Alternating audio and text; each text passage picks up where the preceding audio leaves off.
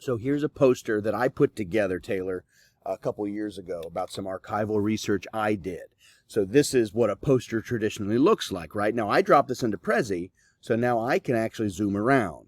So that's the stereotype, although I wanted to go over here to context first. So there's the context, and you can see it's fairly text heavy, but you can let people read it while you're talking, and that's okay. Let's find a balance between the two.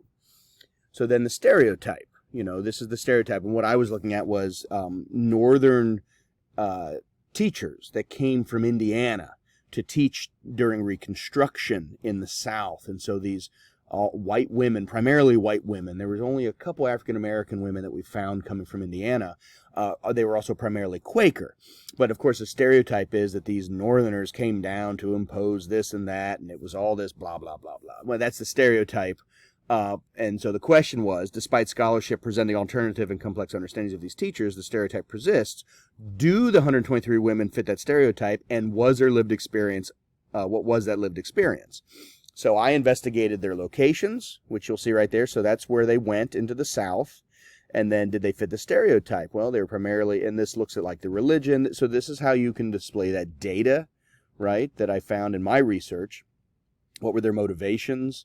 And I laid out their motivations, the impact on education. So you can kind of see, I found this is interesting. So the more they talked about home, the less they talked about their students.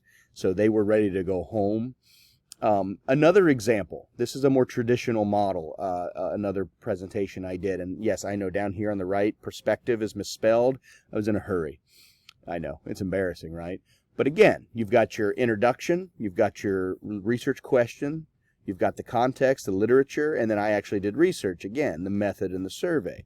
But you can kind of take a look at this, and you can see how I am writing my introduction, my research question: what are the perceptions of distance learners about the success and failures of required online interactive modules in a distance education course? It's pretty wordy, isn't it?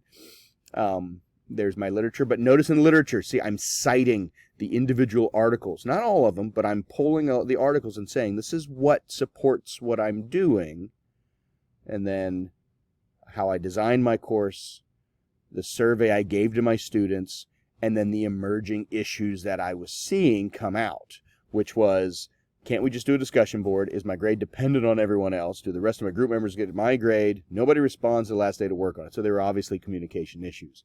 So I just wanted to share those examples with you so you can kind of see another way that this might unfold, and to give you that kind of that flow, okay? So again, email me or reach out to me, and we can chat as much as you'd like to, okay? Thanks, Taylor.